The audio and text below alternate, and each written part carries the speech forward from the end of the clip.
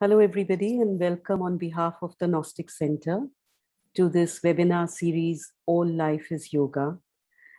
This is the first webinar in the series, and we are planning to have it going on through the year to commemorate Sri Aurobindo's 150th year, which began on 15th August this year.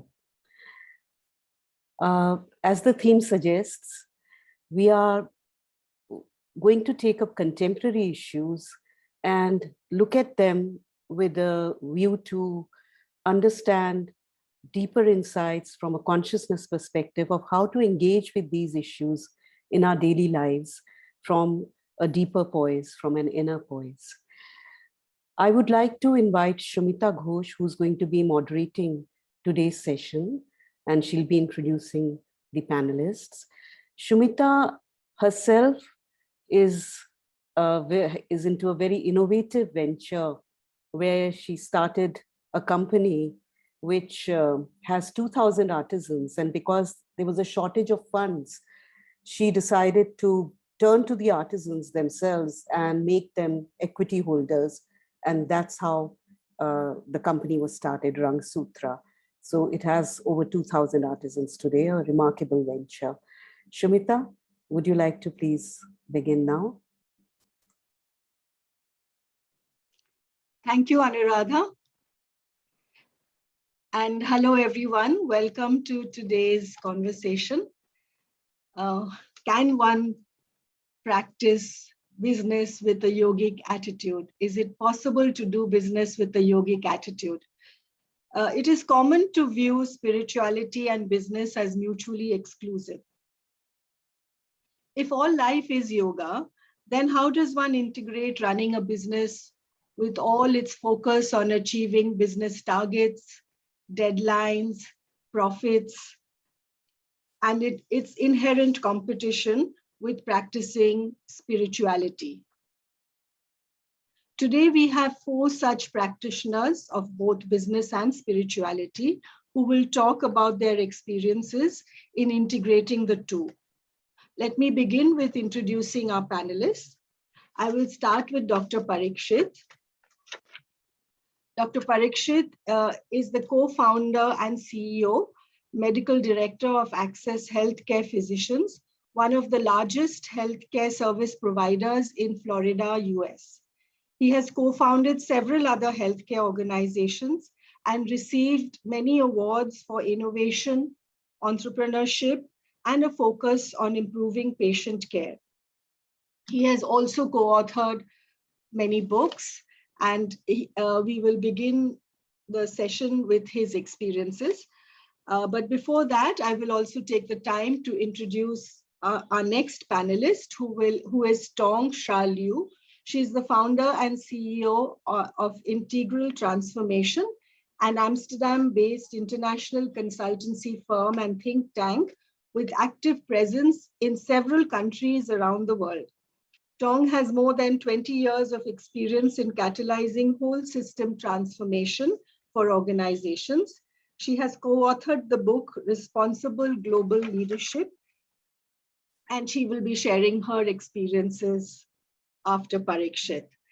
Third, we have Ameeta Mehra, who is a visionary and dynamic leader, heads the Gnostic Centre, as well as India's top horse breeding farm. She is a recipient of the Outlook Business Women of Worth Award and has served on the governing board of Auroville for many years. Last and not the least, Amit Gujral is a fashion designer and businessman with over 3 decades of experience in running a successful garment factory. His work involves continuous interaction and interchange with people on both sides of the business, the supply side as well as the demand and customer side. Amit believes that in the dictum that all life is yoga and consciously strives to practice this in his business and in life. Welcome all 4 of you. I am excited to be moderating the session. And we have 3 sections to this conversation, 3 broad sections. We will start the first round of discussion with each speaker speaking for 4 to 5 minutes. on the overall theme, can one practice business with a yogic attitude? And please feel free to share your thoughts on the subject. At the end of 4 minutes, Anuradha will sound a warning bell. Anuradha. Can you hear? No. Yes. Okay, we heard that. Just to ensure that the discussions don't go free and flowing all the way, she will keep us on track. She will help us to keep to our time. And at the end of 5 minutes, she will give a very definitive stop. Okay. So let us start off with Pariksith. Would you like to begin? Sure, absolutely. And I thank everyone for this opportunity and this privilege. And right off the bat, I want to file in a disclaimer that I'm as imperfect as anyone else. So please take everything as a work in progress. It is not perfected, but it all started with a dream and or probably more a vision when I was very young, and suddenly I decided to have a change of course and become a doctor. And when you are a teenager, you want to help and you want to fix the whole world and you want to heal.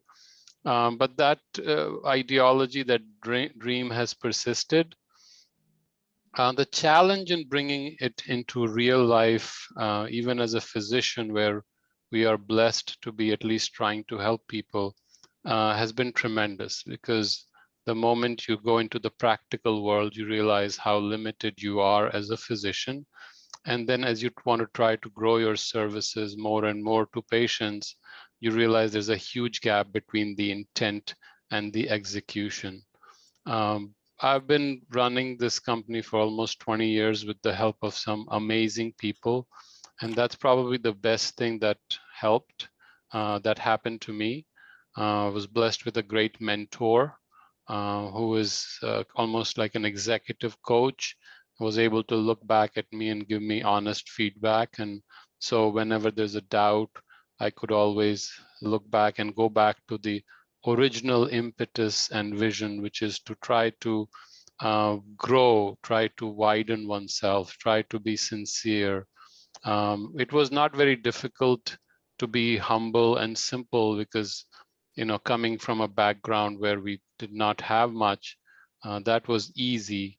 What is difficult is translating that vision into our lives, my own life, and then in the life of the corporate body, which is an extended body of who I am and who we are as a team at the top, to see that and to constantly work on it.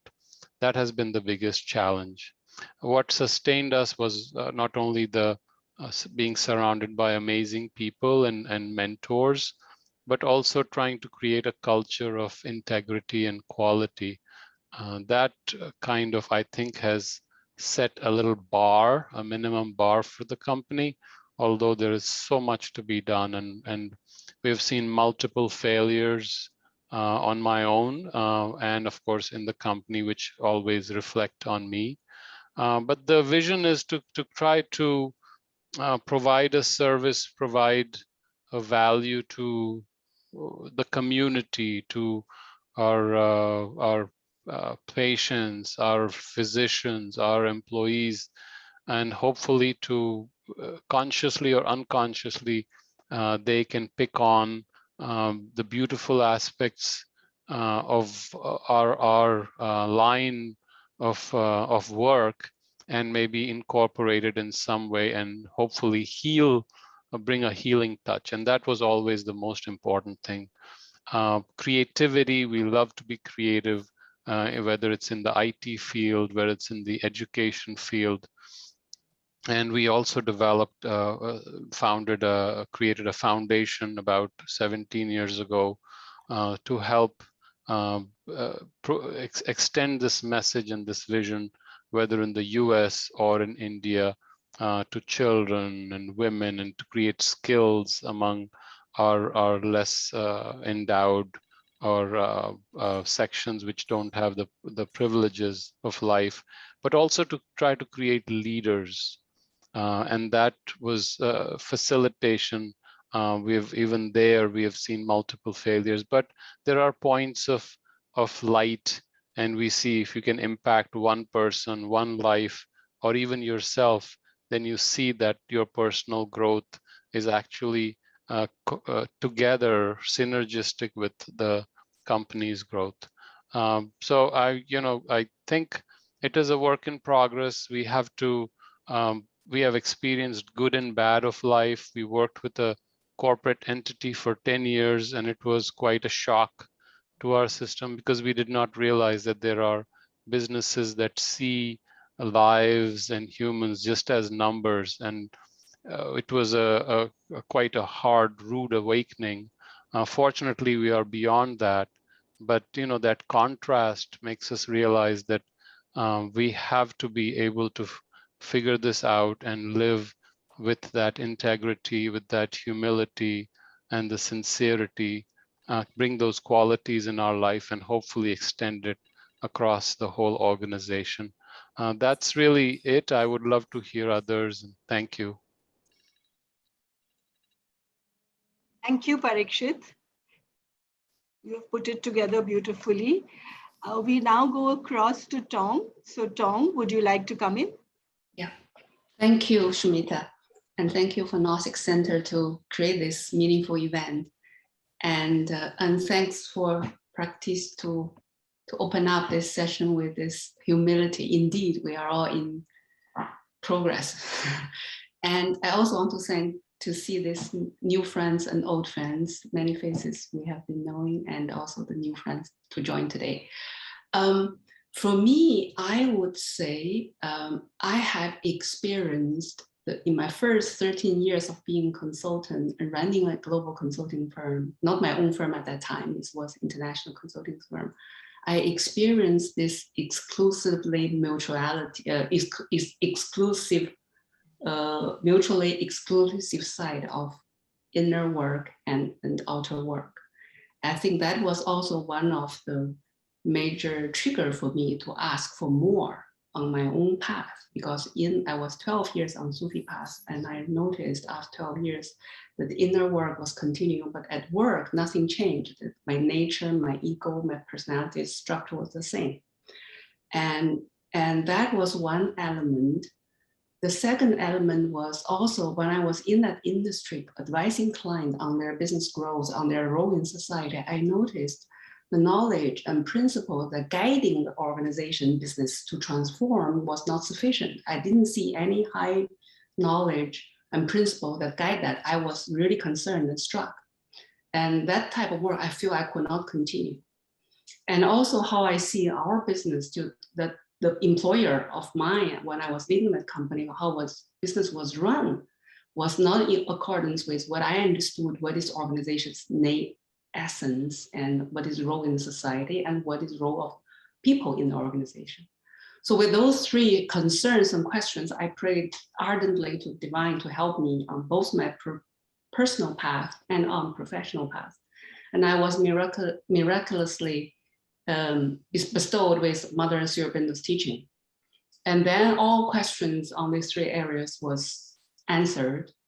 And that was really the seed for this creation of my company 13 years ago. So first 13 years I was in normal corporate life, and the second 13 years was creating with the intention and with the vision of Mother Aurobindo about this integral transformation, both of myself, my team, and the world around us. So I feel like that creation process of this business, it was so inevitable. I cannot do otherwise. It's something really, it's not out of need. I have to make a living, but just really from inside out, the time was right. And that leads into the topic, key theme of our today. So what is the yogic attitude?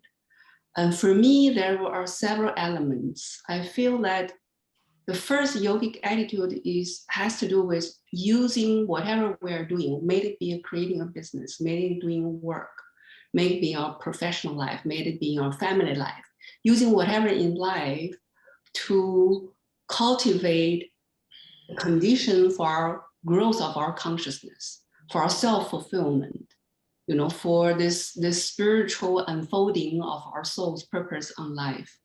So if that is the mean, so then the rest is the occasion for that to manifest. I also see another element. So using the work to unify ourselves, using work to discover ourselves, to serve, and doing the work for serving, to consecrate work to our inner divine and divine around us, above us. And second element of yogic attitude for me is that when I'm running business, my ideal is really about how can I be in the business and above the business at the same time. And then we are doing something which is that something higher above is guiding this business to make impact and contribution it's supposed to make in the world. And so the third element is very much this yogic attitude sounds like a discipline, sounds like self-restriction. But I feel that if we do give priority to the fulfillment of our soul's purpose on earth, to the blossoming of our life's force in life here, blossoming our true potential, then yogic attitude is so natural to do, because why do we take up yoga? Is to fulfill our soul's purpose on earth, is to blossom our highest potential. So that's why yogic attitude is nothing contrary to self-restraint, rather to make our life more full. So that what I see that yogic attitudes can be done with joy and delight and enjoyment. Thank you. Just a Thank you, request Tong. for everybody to keep themselves on mute except the speaker. Thanks, Anuradha. So next we go on to Ameeta. Ameeta, please share your views on the topic. Well, okay, very good evening, and this topic, can business be done with a yogic attitude?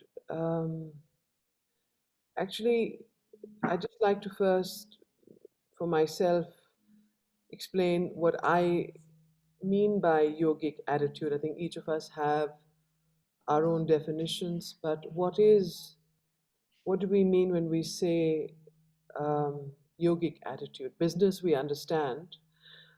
Business is anything that is where there is a commerce, where you're producing, a product or a tangible or intangible that you offer to the market. Now, there are various kinds of business, but my own, as you all know, I breed racehorses. I have a stud farm, and so my business is to produce young horses that can go on later on to race. So when I look at what I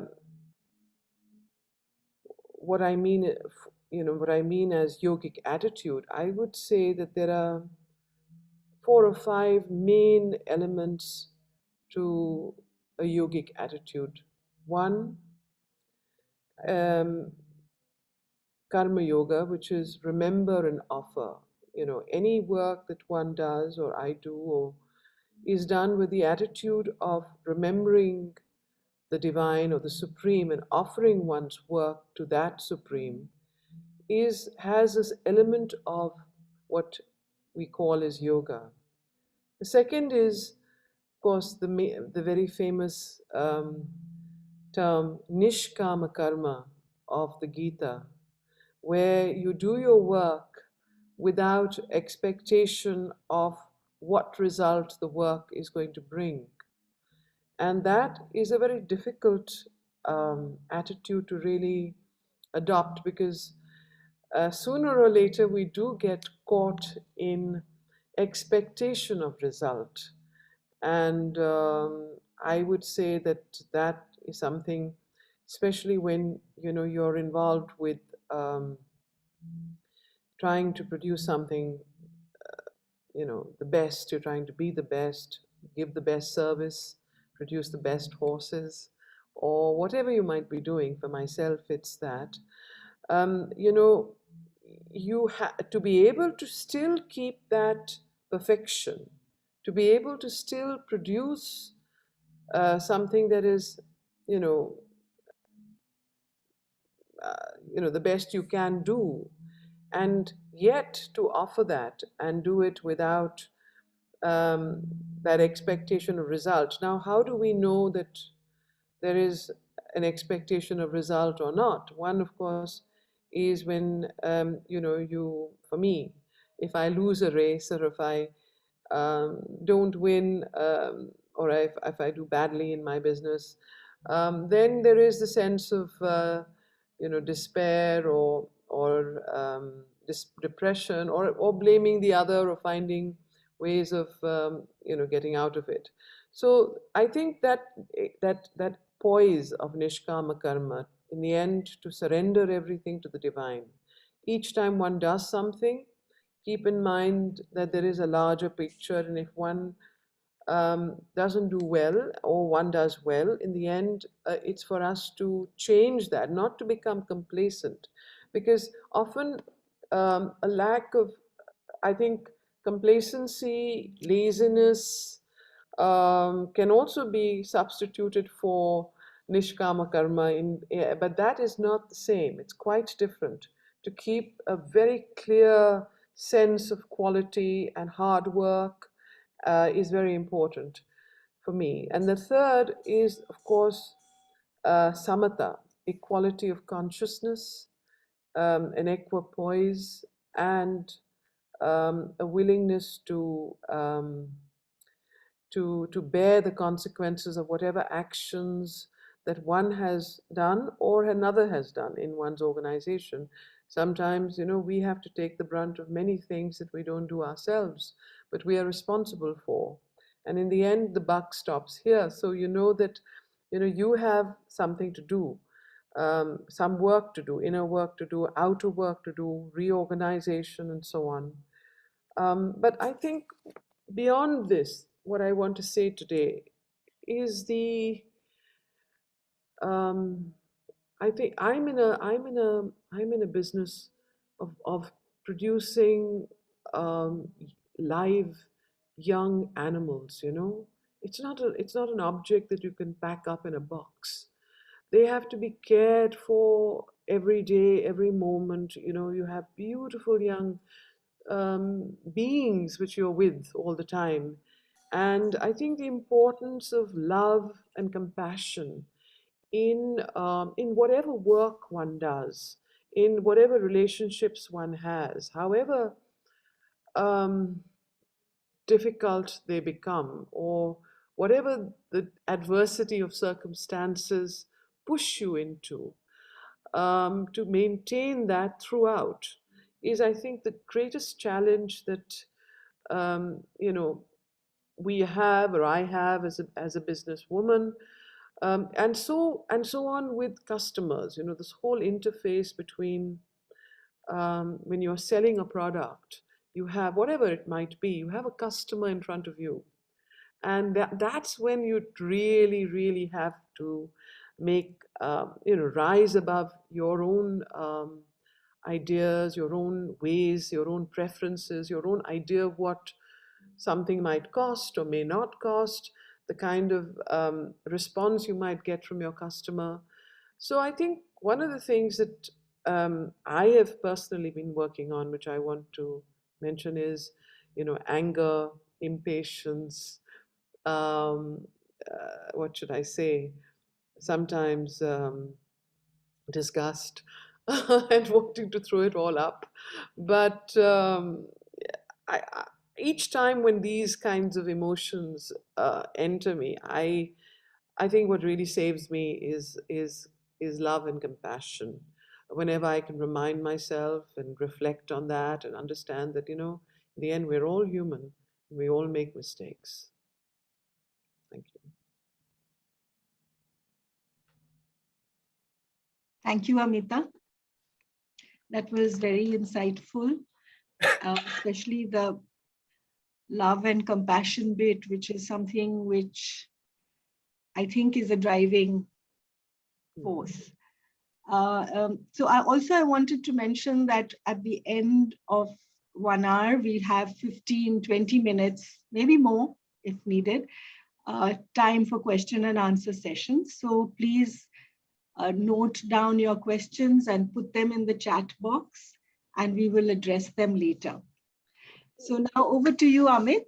Let us hear your amazing experience of the last 3 decades in a very competitive business. Yeah, thanks, Sumita, and thanks everyone for this beautiful opportunity to share. I mean, what I feel is a journey of growth, both with business as well as my own inner being. The proposition today before us is whether business can be conducted with a yogic attitude. And I would say that my own experience has been that business conducted with a yogic attitude is actually one of the most effective tools for one's own sadhana. So what is yoga? I mean, first we need to understand that what is yoga, and it could be any practice or set of activities done consciously for one's own advancement and inner growth. And when Sri Aurobindo says that all life is yoga, what he is pointing us is towards the fact that any life activity, and business included, can be a tool for that inner advancement and growth. Now, the corollary for me, to the all life is yoga is also that yoga is practical psychology. And it's these two statements of Sri Aurobindo's which have literally formed the bedrock of my own inner journey. I have over these years, learned that there is always a direct correspondence between whatever is happening in the outer world to some inner impulsion or need within myself. And as long as I deal with the outer with consciousness, I can use that to make the necessary shifts within my own being. So it's a give and take of the outer and the inner, which has been my way of literally doing business with a yogic attitude. Now, most of us see an inherent dichotomy between doing business and having a yogic outlook in life.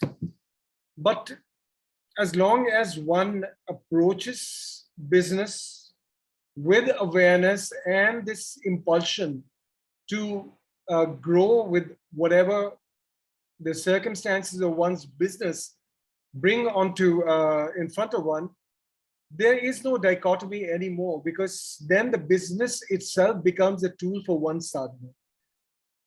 One of my earliest realizations, again, while practicing my sadhana or yoga, was that the only person that I was responsible for or had the ability to change was my own self. And also that the answers to all my challenges also lay within myself and not with some outer agency or individual. So this realization kind of brings in both a sense of responsibility for one's state of being and also the key to, I would say, mastery over whatever it is that is plaguing oneself. I must say that I also had the good fortune several years back, pretty early on in my path, to attend some very interesting courses at the Gnostic Centre. And thanks to those courses, I got very deep insights as to what exactly I needed to work on my own being, and a lot of tools to help me work on those aspects of my being. As Ameeta, I was just talking, one of the first issues that stared me in the face was the need to cultivate equality in my own being, or Samta, which the mother describes as the base camp for setting off on our yogic journey. And so equality, equality of what? Equality towards all that is and to all that happens.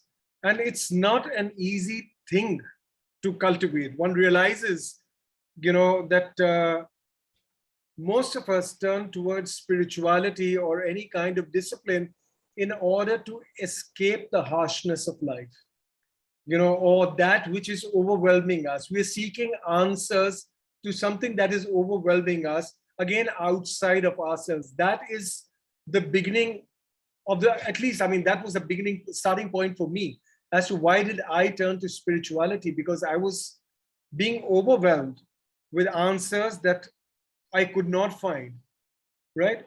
But I realized gradually that the true spiritual turn or yogic attitude comes when one starts becoming equal to every kind of outcome.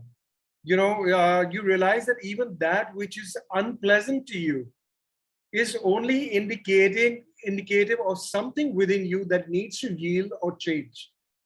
And this kind of teaching, which I kind of incorporated into my own business and work, has helped me progress both as a businessman and as an individual, I feel. With every time you hit a wall or you feel that's a shrinking within, it's almost automatic now that I will search for that within myself which is leading to this shrinking. And often, it's just that little yielding or change in attitude which opens the way forward in your business as well as in your own being. Along with equality, there are so many other aspects of one's being: courage, humility, perseverance. These are all aspects of the Divine Mother as we know them. But these are aspects that we need to work on. And I feel that each one of them, business gives us an opportunity to further ourselves in each of these aspects of one's being. So in my case, I would say, I have stopped seeing any dichotomy or a divergence in the two paths. For me, it's the yogic sadhana and business now go hand in hand. And the other thing that I would also like to share is, like Ameeta, talked of the Gita and Karma Yoga. So, I had the good fortune to first turn to the Gita as a very young teenager. And I read a very elementary translation of it. And this was when I was grappling with issues of impending mortality and, the fear of losing people I loved. And that is when I had turned to the Gita. And over the years, one has read many, many, many translations of the Gita till now finally one is settled with Sri Aurobindo's interpretation of the Gita. And going to Karma Yoga again, Karma Yoga is something that, one has, like, let's say in the very beginning, your interpretation of Karma Yoga was, a shrinking, turning away from all material gain. So, not aspiring for the fruits of labor at that time meant a material shrinking. Later on, as you moved on in business, you realized, okay, you had to go for the fruits of your labor. You had to accumulate wealth if you were going to distribute it. So then it became, more about, okay, a certain part of it must go towards altruism or philanthropy. But now as you progress even further on your journey and you realize that even that is just another egoism. So, and now when you realize that, okay, so today, for me, Karma Yoga means I'm just an instrument of nature, the universe, the divine working itself out. And I have to be equal to any outcome. So when it is, Nishkam Karma today for me means I have to be equal to every outcome that my labor might produce. Now, the reason why I'm sharing this is I feel, knowledge, spiritual knowledge for us, can mean different things at different stages of our journey. right? So what was true for me as a young teenager, as my interpretation of Karma Yoga was true then, right? And my understanding of Karma Yoga is something else today. But that being said, I think as long as one sees oneself as a student of life, then I think there is no need at all to divorce any aspects of life, least of all one's business, from the pursuit of spirituality. So for me, I mean, all life is yoga, and my business is also part of my yoga. Thank you. Thank you, Amit. Very, very insightful again. What is happening outside is a reflection of what is happening within you, and to use all that to grow as a person. So from here, I'd like to go back to Pariksith, if I may.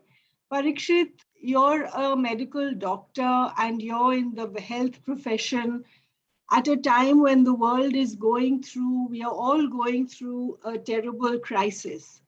And I'm sure these last many months, year and a half, would have been, I mean, it's been difficult for all of us, but for you who are looking after people, and just it would be great if you could share some of both. I mean, either it could be challenges that have helped you grow, or some practices that have helped you to continue with your work with the yogic attitude. Parikshit? Thank you, Sumita. I think the most important thing that helps through, as Ameeta said, is the love and compassion. And despite all the difficulties, there is a love for what we do and love for the people. And that is the connection. So when I'm with patients, it's a very joyous state, and that gives a different feel. All the limitations kind of are pushed aside, and in that state of, even if it's for a few moments, that connection you have with the person is a beautiful thing that sustains me through all this. Yes, the last 1.5 years have been extremely difficult, especially right now. I mean, Florida is going through the surge that India saw 4 months ago, and it's just as devastating here with all the resources that we have, especially in our county. We are probably the epicenter of the surge as we speak. And yes, it is difficult to see one's co-workers pass away. It is difficult to see young people with families, with children devastated, and young people dying. So that's extremely difficult. But I think it's also sustaining to see how other physicians and co-workers have risen to the challenge, and non-stop work they are doing selflessly.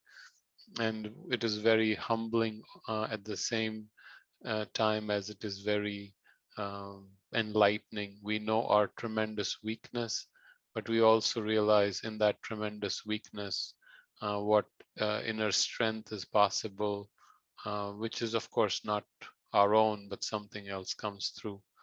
As far as practices are concerned, my over the last 35 years, of course, meditation and reading a lot has helped. Writing, creativity, that's being with the arts, has helped a lot.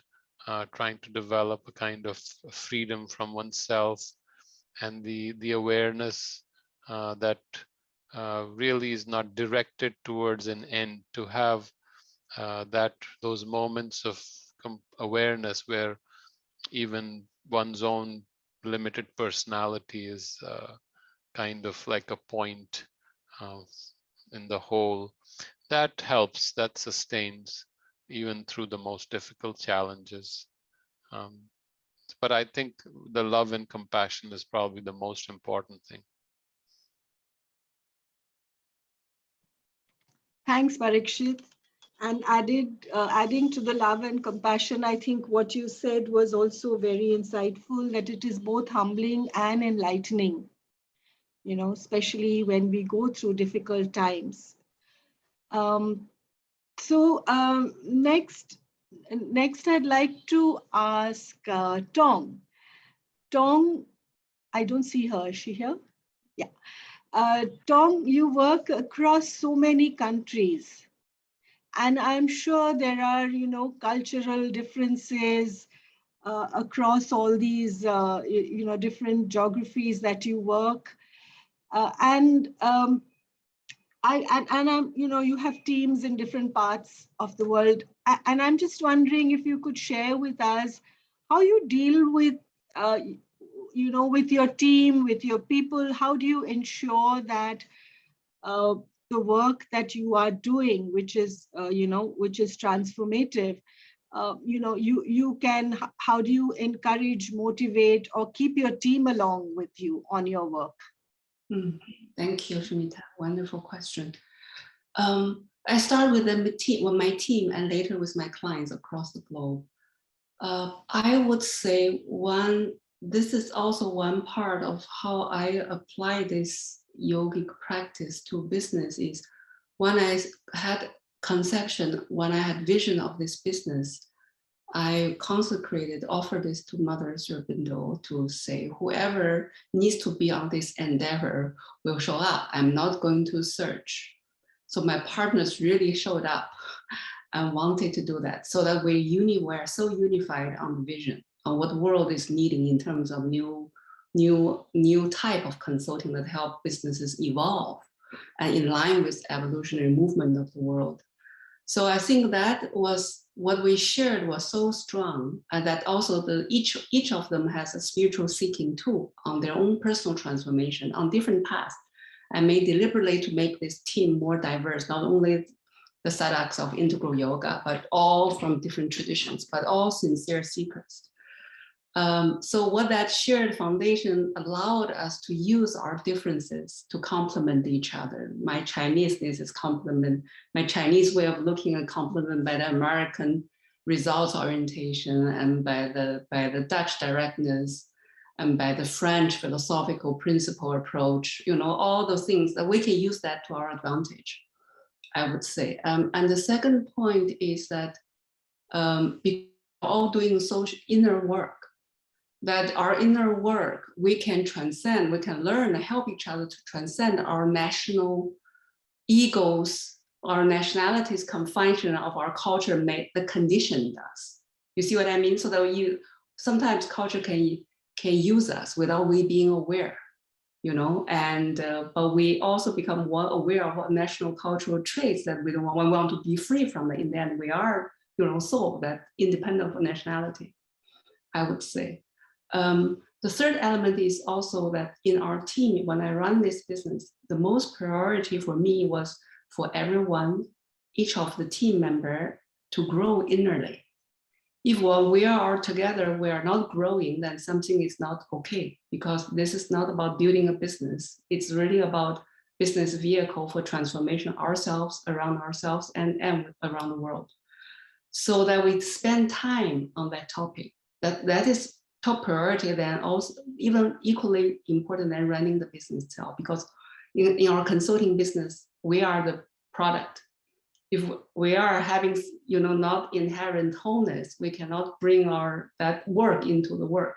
So we have to be a few steps ahead to do transformation. So that is with the team.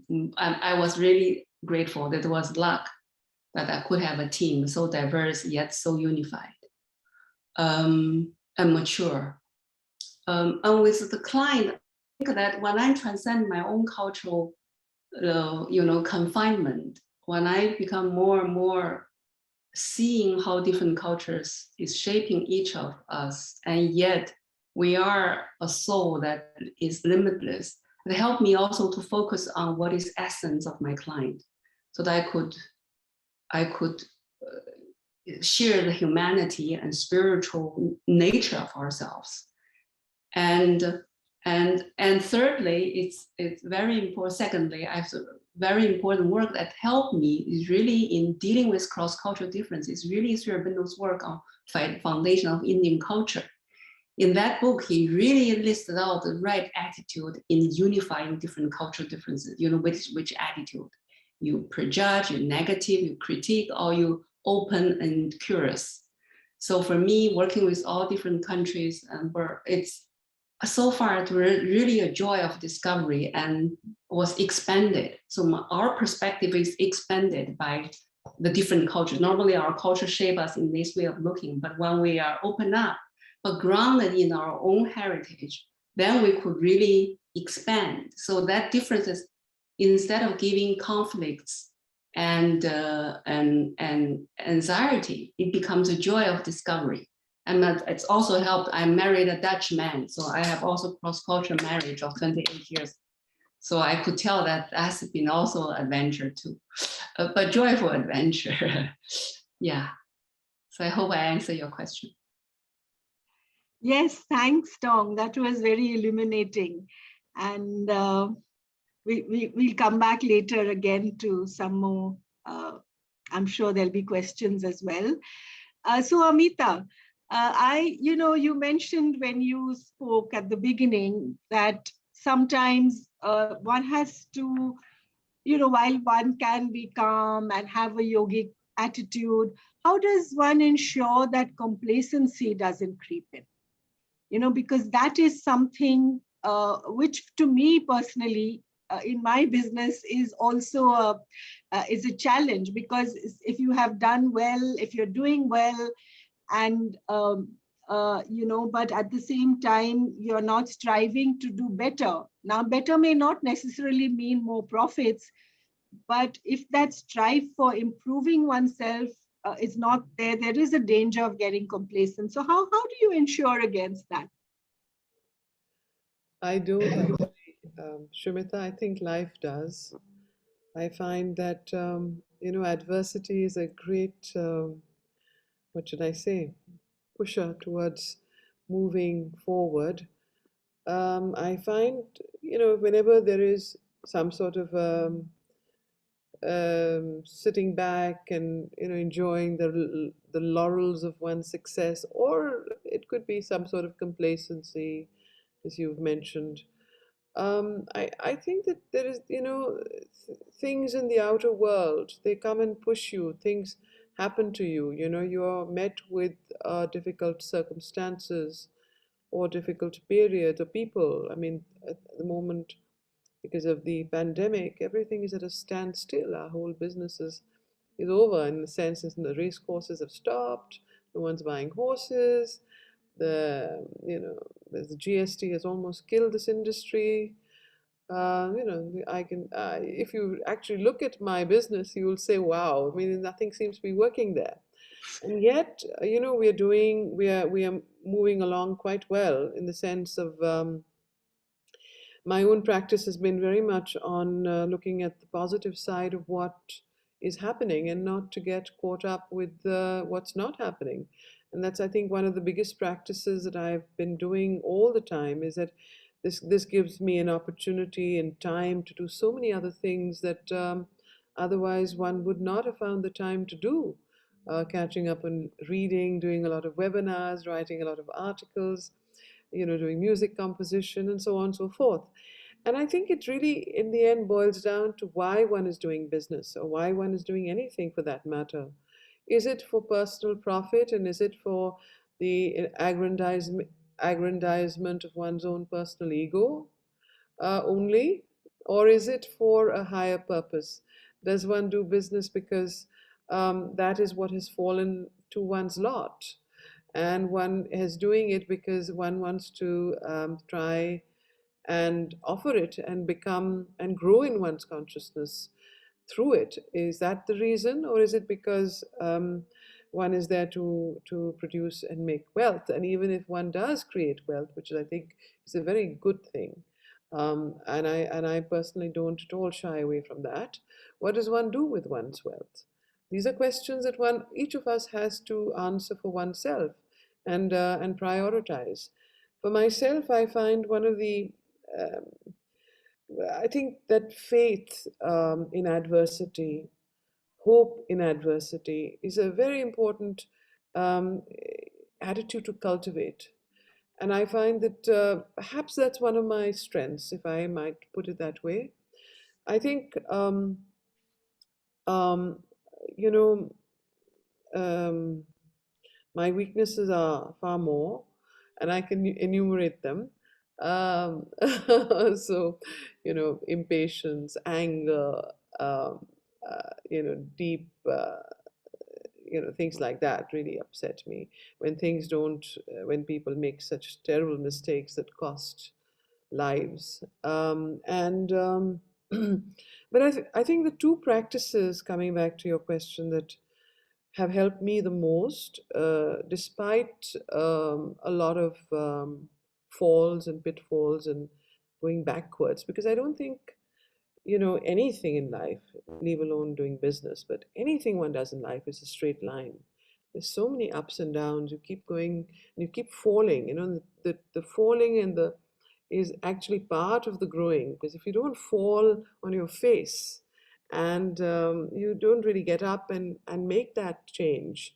So the two practices, one is of course of self-reflection and self-observation, and the other one which I want to mention is something I've just learned recently, and I'm an imperfect practitioner of it, but I find it extremely valuable in terms of sharing it.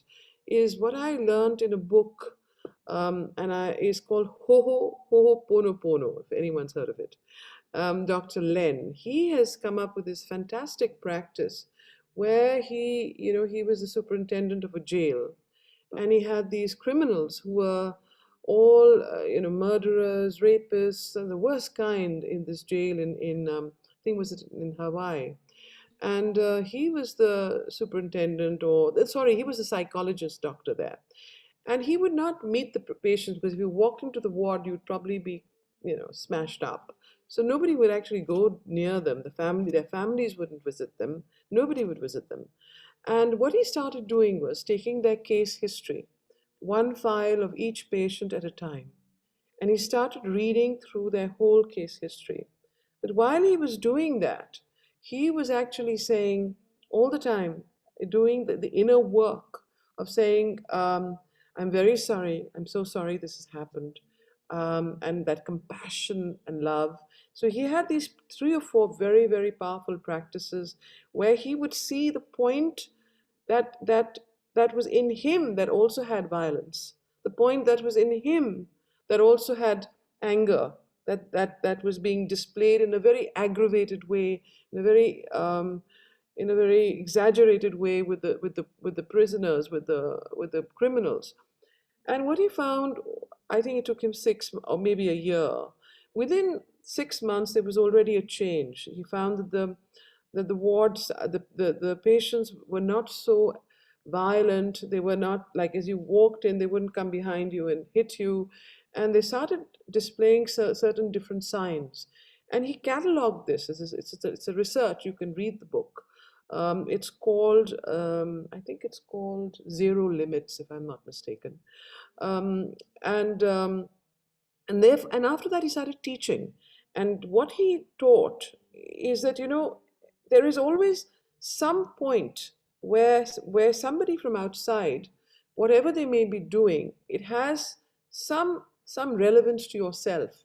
Change it in yourself. Change yourself if you wish to change the world, as the mother would say. But change that in yourself that has that correspondence with whatever it is that you are unhappy with in the situation outside you or in the person outside you.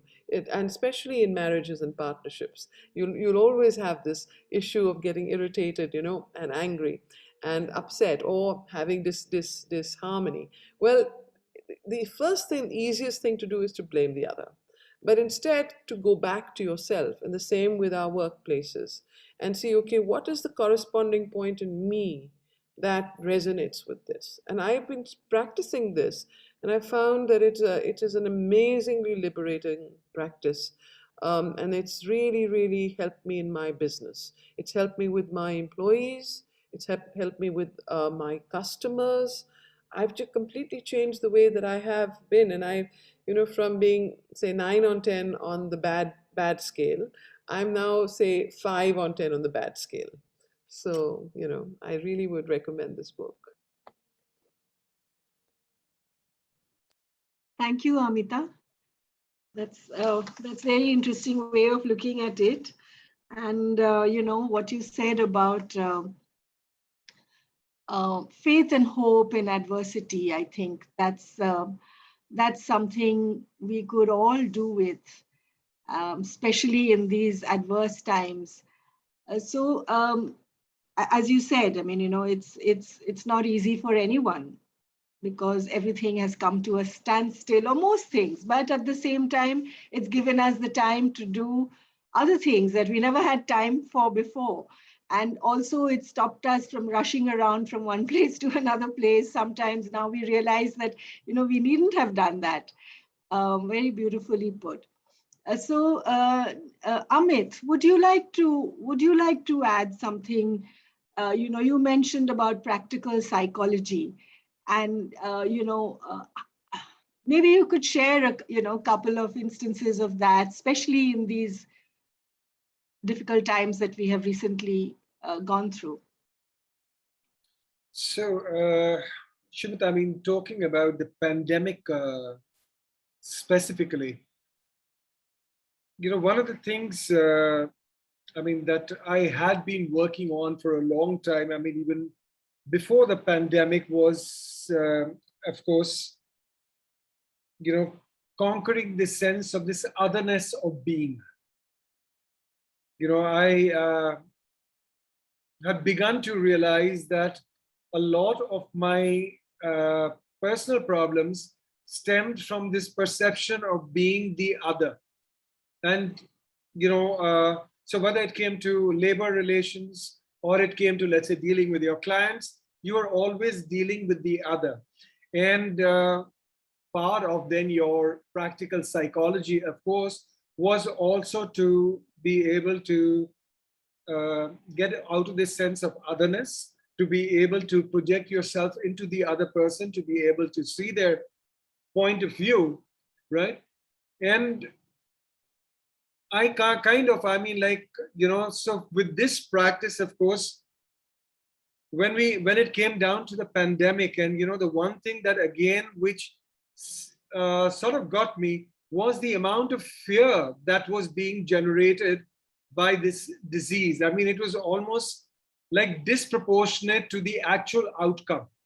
So, there were times, of course, all you were hearing was about the panic all around you. And you'd said that something with that small a mortality rate, as compared to other diseases, which are so much, more deadly, why are we giving into so much fear? So for the initial months of the pandemic, actually, my meditation was around finding a oneness with the virus. To be able, why were we so afraid? And I don't know, at what time it happened, but I just was not afraid of the disease anymore. And I don't know whether that was it or what, but in my entire family, I'm the only one who did not get the virus. So I don't know whether part of me just accepted the virus or what it was, but it's just that I think this fear, this sense of fear is something that I've grappled with it for a very long time. Like I shared earlier, my turning to the Gita was again from a fear of losing loved ones, right? Business for me initially was again about the fear of loss, or the fear of confrontation where it came to labor relations, or, again, loss when it came to clients. So I think fear for me has been a very big battle. And I think the way out from fear has again been this opening and seeing that there is no other. There is nothing to fear. And the other learning, at least for me, that I would like to share is again something that I read where the mother said, that don't try to project yourself on the side of virtue. Now, that was again a big failing with me. of wanting to be seen as being good, right? And, and where she goes on to say that to the extent that you accept that you have failing, that you're liars, you're cheats, and you bring that part of yourself to the light, you're actually doing the divine's work. So, so for me, this has been a time, where all of that, one has been able to bring that out, see your own failings, bring them to the light, and use this time where we've been sort of forced to spend time with ourselves to actually, become hopefully a better person.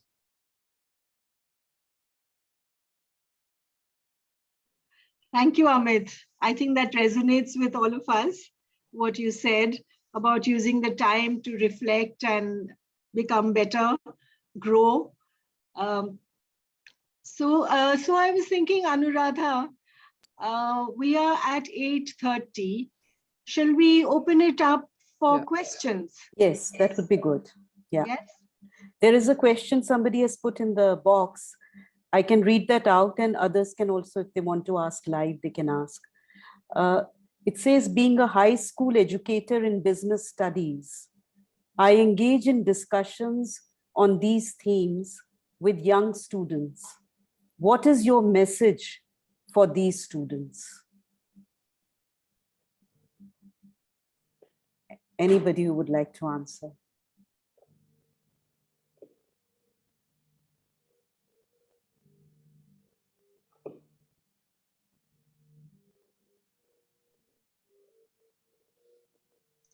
Let me take a shot.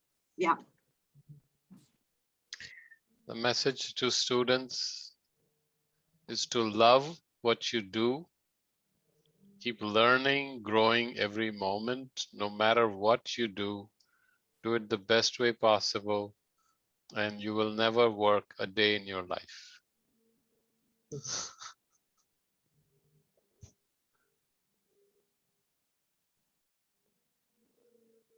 Very well said, Pariksith. Love what you do. Yeah. And I just like to share here. So in our work also, we have a lot of young students who, this time when education has been disrupted the way that we used to know it, wanting to do internships, wanting to volunteer. And I think that's something that we can encourage much more, that getting a degree is not just a passport to a job, but work can be a way of learning, of growth, of development of your own self, and in the process, helping others around you. So would anyone else like to add something to this question? Answer to the question?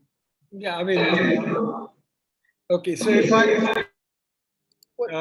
I may, I would also like to add what is, I think, something very relevant to how one needs to approach work, especially for the youngsters. Most of us tend to compromise and accept mediocrity, as long as we can get on with life. And I would like to quote again something from Sri Aurobindo, that perfection in work is true spirituality, right? So seek perfection. Do not, set the bar high for yourself, no matter what aspect of life you choose to engage with. That's all I would like to say. Thank you. So maybe we could ask some live questions to the audience, Sumita, besides the chat box. Absolutely. So please go ahead, and you can ask questions of each other as well. Ameeta, Amit, Pariksith, Tong, Anuradha, and the others. We have 21 participants here. Can I just respond to this question? I noticed when, I don't know how about youngsters now, maybe this facilitation of question about their life's purpose, why we are here on life purpose. I think when having this type of question will help them to open up a longer perspective rather than what social conditioning giving about, the gadgets or the fashion or money. I think combined with what Pariksith was saying about this love what you do, but opening up that facilitation, you know, what is the role model, what is what people inspire them in life, how they want to live a life, aims of life. That was what I wanted to say. Maybe there are some reflections or I from the group, you know, from the larger group, that besides question, there could be also a point of view that anyone wants to share.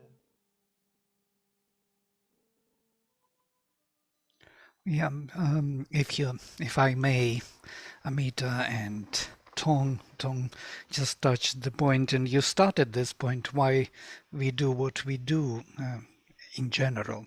Why suddenly somebody chooses some profession or direction to be engaged in life.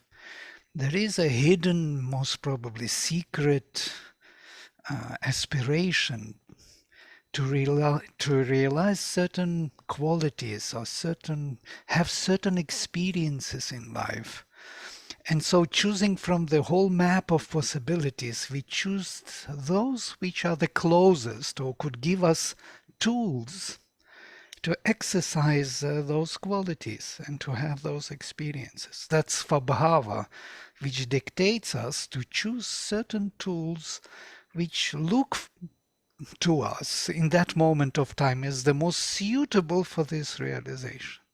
Suppose somebody wants to become a teacher, but there are so many teachers of different kind with different expectations or needs of self-realization. Someone wants to serve, other wants to learn and to share knowledge. Others want just to find somewhere job because they don't fit anywhere, so they go and become teachers.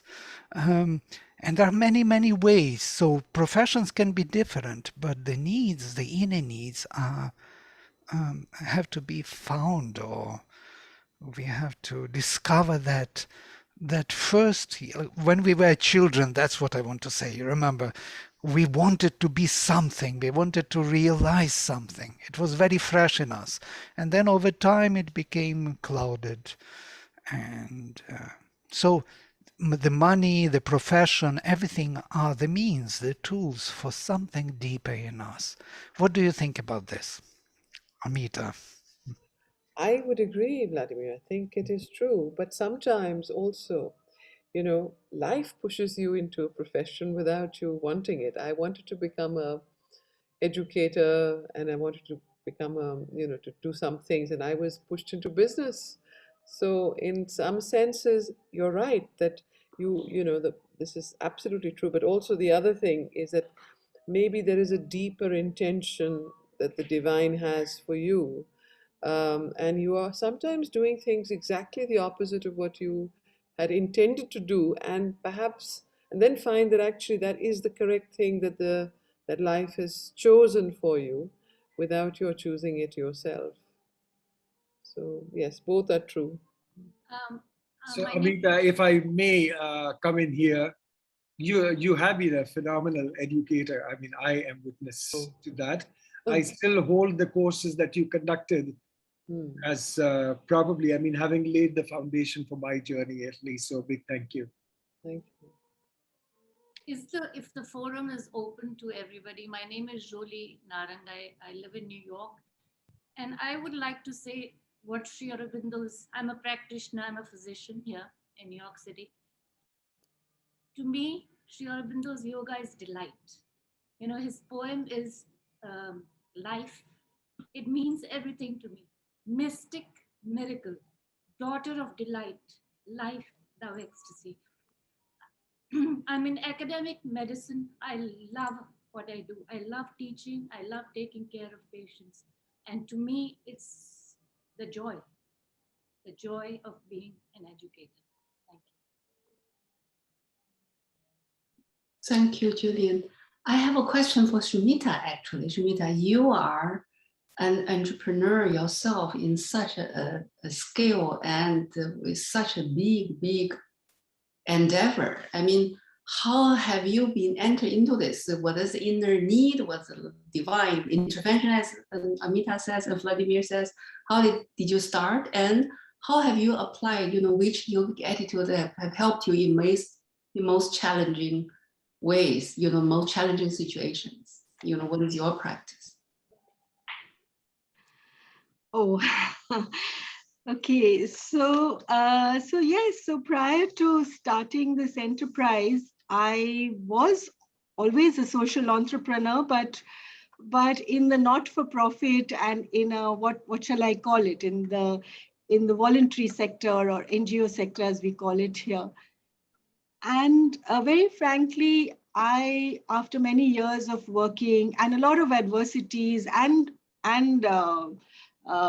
wins, both, good and bad, I felt somewhere that there was an emptiness within me, that we were in our business, in the not-for-profit sector, being an activist, being a social worker, often talk a lot of things. We like to articulate them well, but it wasn't really translating into difference in people's lives on the ground. So that's when I had been through, also like Amit, gone through a lot of courses at the Gnostic Centre. And the one that especially stays in my mind is the power of attitude, and how you can look at a glass half full or half empty. So I decided to look at it half full. And the challenge of, the fact that many rural Indians do not have work because they are dependent on agriculture that is rain-fed, and there are droughts or floods, so people do not earn much. So decided that, okay, what is it that they have? And so and found that a lot of Indians, especially in the arid regions, are very artistic. They have craft skills, amazing craft skills. So that was what I felt that we could build upon. And as Anuradha said, it was, so it's all very well easy to start a business and to register a company, but no one gives you money, especially if you say you've been a social worker, you have no collateral. I had no collateral. The only thing I owned was a 5-year-old Maruti 800 when I started the business. So that's when decided to go back to people, and the people, instead of looking at them as beneficiaries, which is what we tend to do in the not-for-profit world, to look at them as active participants in their own destiny, in creating their own destiny. And I never really thought that they would invest money, because they are all actually economically poor. But I think somewhere, we were able to understand the value, the hidden value of the knowledge, of the skills, of even the compassion and love that was spoken about before, compassion for each other, knowing that together we can, okay, alone you can't do much because we didn't have much resources. But if we are together, then we can do a lot. And I was very inspired. I am very inspired by this cooperative called Amul in our country, which is actually a milk producers cooperative of farmers who produce milk and supply milk throughout the country and products throughout the world. And a sentence there really, one of their values really inspired me, which said, respect for the producer, the one who's making or producing the goods, respect for the customer, so that you are giving him or her the value that they deserve, and of course, respect for each other. So with a lot of faith, something that Ameeta talked about, plunged into this. I had no business experience, no family business, no money. So a lot of faith and hope and belief in, in the divine, that, that, okay, let's go for it. Let's start. Let's see what happens. And we've grown, thankfully, touch wood, we've grown. And in these last, last couple of years, in these difficult times, touch wood, we have really used this time to strengthen our base, to do, to ensure that our artisans and our groups and our clusters go from strength to strength. We build capacity, and we have survived and thrived in this pandemic, thankfully. So that's a long answer to your short question, Tong. Thank you.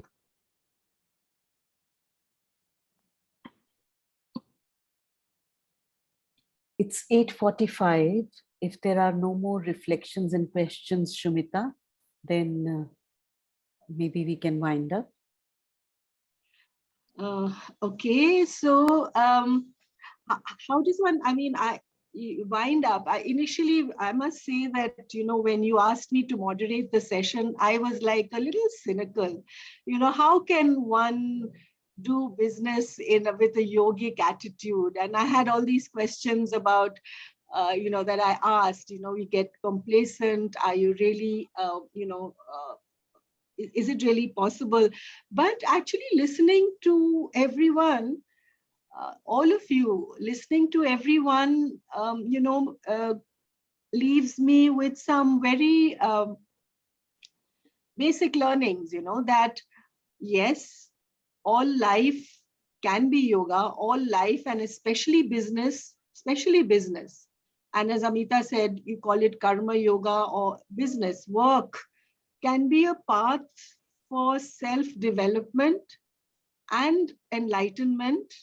It really can be. And it's not, and the the business doesn't have to be successful in that profitable material way. We all have our ups and downs, but each incident, each stage of the business, whether it's the startup, whether it's the growing, whether it's the dips, and each interaction that one has, whether it's with one's clients or whether it's with one's employees, or or the people who you're working with, can be a source of great learning if we are conscious, and we are aware, and we approach it in that attitude, with that attitude, and can be really a vehicle for self-growth and self-realization, if I may say that. And because as we talk with very experienced people, all very experienced people on the panel, it looks like each one is really growing through, and has grown and has empowered others, not just oneself, but all the people working with them or they work with. So I come away with much more positivity and much more faith and hope that yes, the only way I think to do business is with a yogic attitude, because otherwise one will be miserable and will be sort of flung here, there, everywhere with each little setback one has. So, so thank you, Anuradha, for asking me to moderate. I have learned a lot from the session, listening to each one, and I'm sure everyone has learned a lot too. Thank you. Or can I say something? Yeah. Can I say something? Yes. So my name is Jayashree Blench, and I'm here in Dallas, in the US. I want to thank Gnostic Centre, Ameeta, Mehra, Anuradha, Sumita, for this wonderful webinar. My own journey in Sri Aurobindo and the Mother started with Gnostic Centre. So I'm deeply indebted to them. Thank you so much, Ameeta and Anuradha. You're doing amazing. I'm so happy with this webinar. I think each of the speakers has left us with lots of nuggets to really think about and deepen our own practice in, whether we are in business or just a housemaker, everything, no work is too little or too big. And thank you so much. Look forward to all your other webinars. Thank you. Just a small announcement before we end, that our next webinar is on 16th October. We will be holding every alternate month. And the theme for the next webinar is the challenge of the world crises and our response. You are also free to suggest themes and even suggest if any panelists to us, and we will be in touch. And those of you who haven't shared their emails, because a lot of people are watching on YouTube also, do send your emails in so that we can keep you in the loop. Thank you.